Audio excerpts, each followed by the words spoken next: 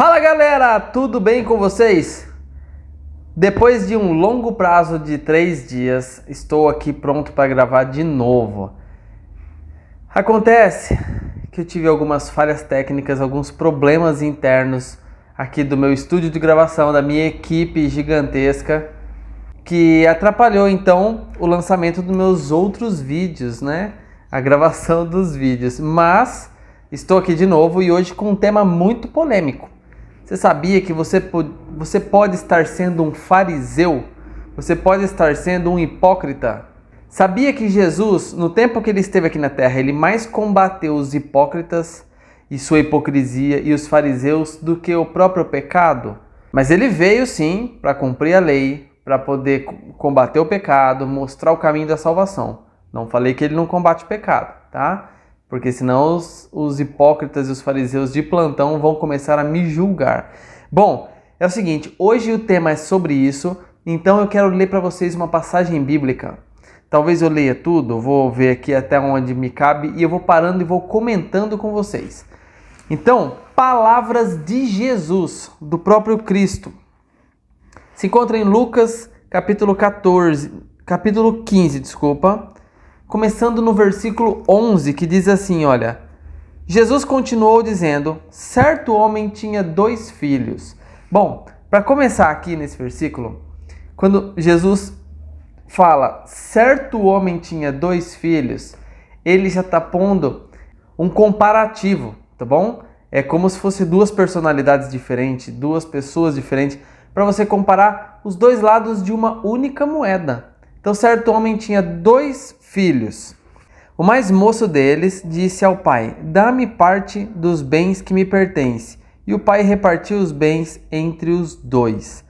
Poucos dias depois, o filho mais novo, ajuntando tudo o que tinha, partiu para uma terra distante e ali desperdiçou seus bens, vivendo dissolutamente. Então, vamos parar por aqui para a gente analisar essa parte. O filho mais novo, ou seja, o mais descabeçado, sempre falam assim que o mais novo é o mais descabeçado, ele é o mais desajuizado, ele ainda não viveu tanto, não aprendeu tanto, então ele é uma pessoa inconsequente. Ele pegou e falou para o pai assim, pai, divide aí o que é meu e me dá a parte. Eu já vi muitos pastores pregando que o filho mais novo, ele foi... Vou ser bem mais simples ao falar, tá bom? Os pastores, eles pregaram muito bem. Tanto que eu sempre imaginei dessa mesma forma. Mas assim, que o filho mais novo, ele foi insano em pedir antecipadamente a sua herança. Aqui não fala herança, tá? Mas se for herança também, eu quero que você entenda o seguinte. Os 2 filhos trabalhavam com o pai. Os 2 filhos, eles estavam em constante serviço com o pai e tudo que tinha era deles. E o que é pregado geralmente é o seguinte, que o mais novo, ele não quis esperar o pai falecer para poder pegar a herança dele, né? Essa é uma visão que todos têm, pô, o mais novo antecipou a morte do pai e pegou a herança antes. Não, aqui não fala que ele pediu herança, ó. O mais moço disse ao pai, dai a minha parte dos bens que me pertence. E o pai repartiu os bens entre os 2. Está falando no versículo 2. Repartiu os bens igualmente. Ou seja, se vamos supor que não tivesse mãe, fosse só o pai e os 2 filhos. Ele repartiu em 3 tudo que tinha, porque eles trabalhavam junto. Então, ele pegou a parte que era relativa a ele, ao serviço dele, a parte dele. Ele pegou e gastou dissolutamente, gastou de forma sem sabedoria. Só que olha só, no versículo 3 fala assim, poucos dias depois, o filho mais novo, ajuntando tudo o que tinha, partiu para uma terra longínqua. Vamos pegar essa parte de terra longínqua para você entender que ele não foi para um lugar específico.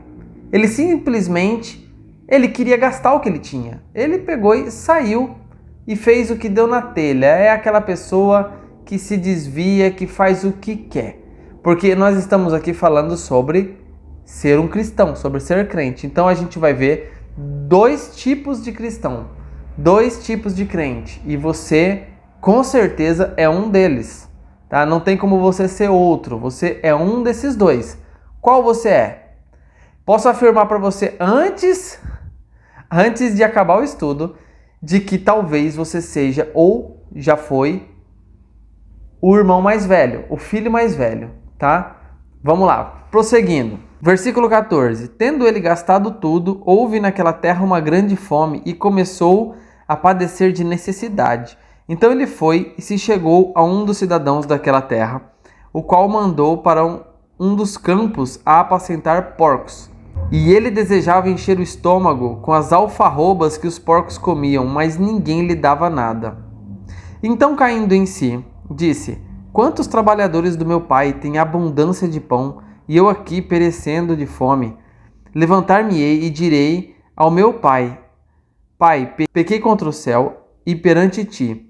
Já não sou digno de ser chamado teu filho. Faze-me como um dos teus trabalhadores. Então, levantando-se, foi para seu pai. Quando ainda estava longe, viu seu pai e moveu-se de íntima compaixão. E correndo, lançou-lhe ao pescoço e o beijou. Vamos parar aqui só um pouquinho. A gente nota o quê? O filho gastou tudo o que ele tinha. Só que na terra onde ele estava, houve fome.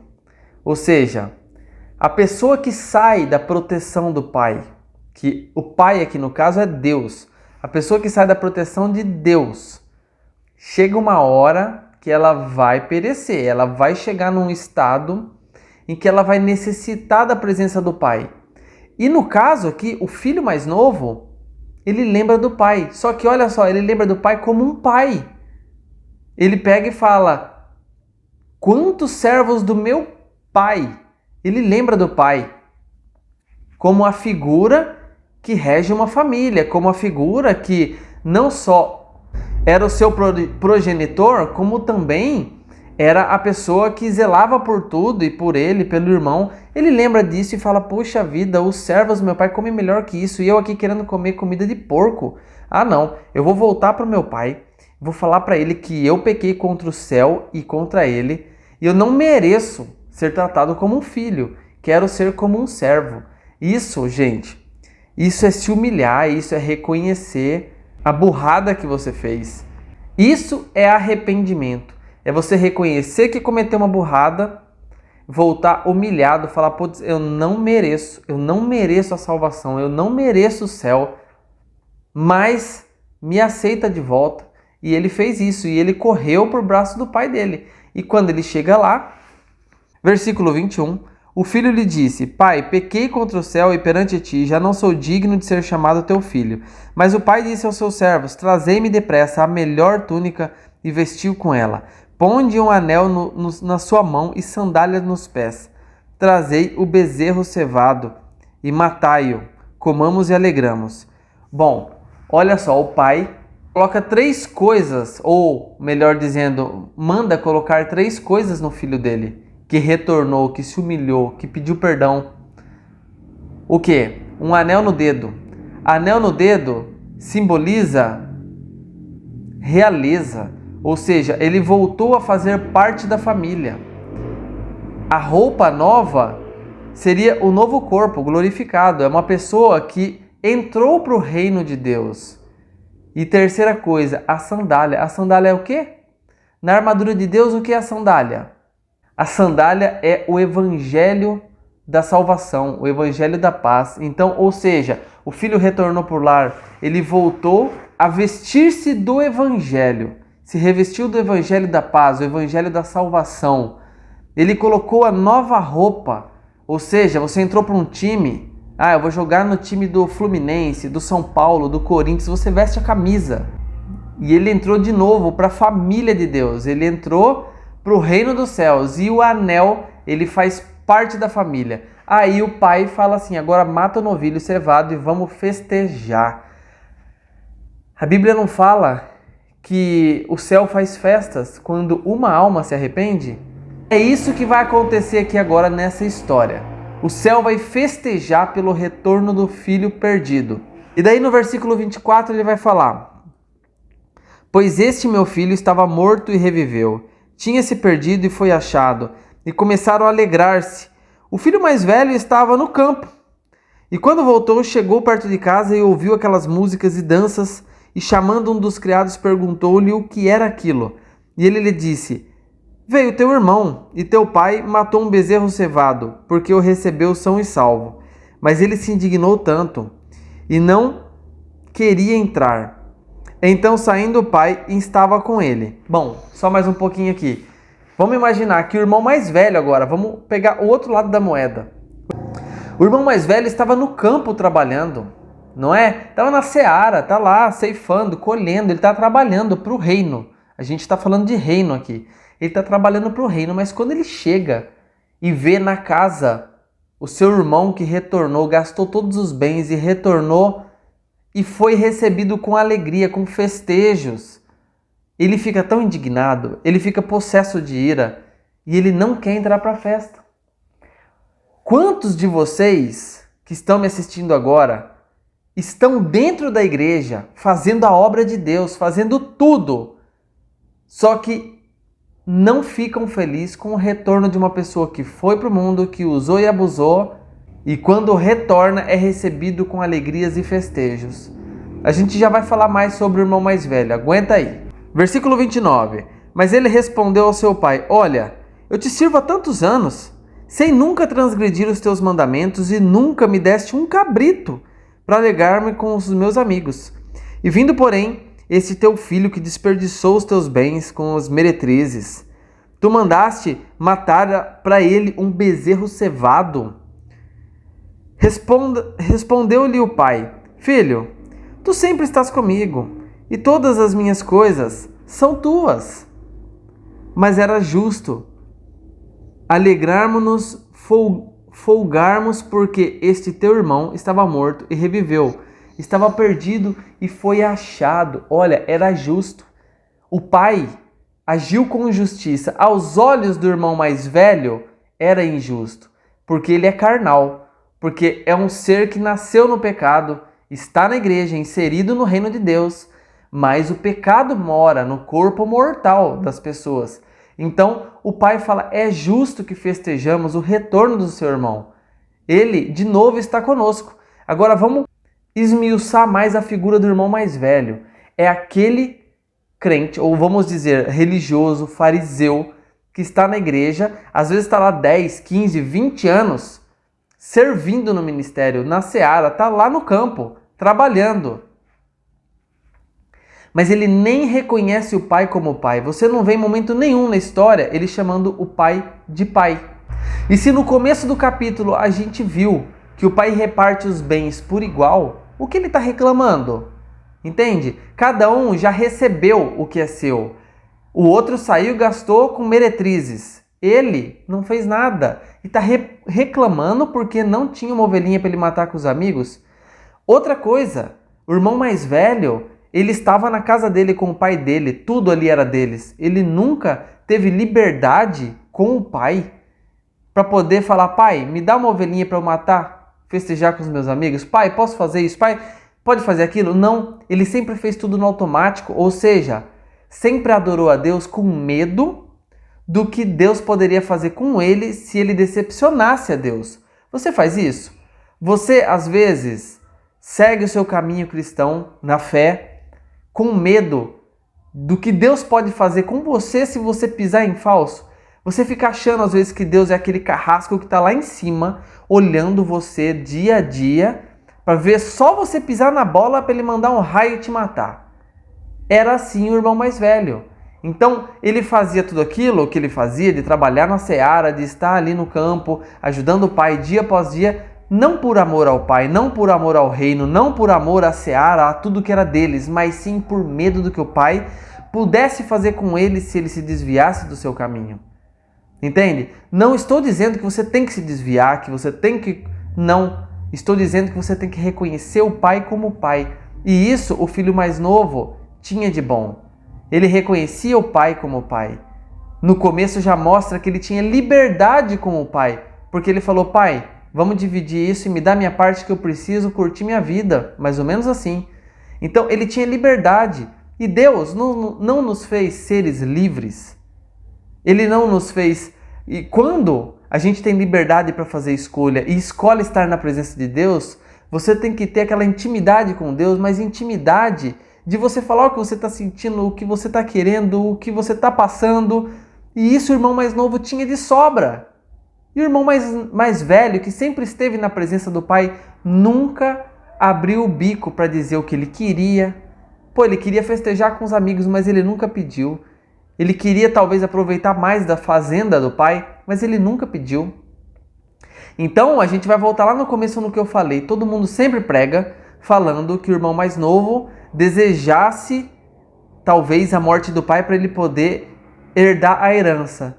Então agora a gente está vendo que mudou a figura. O irmão mais velho talvez desejasse sempre a morte do pai para ele poder curtir os bens que o pai deixaria.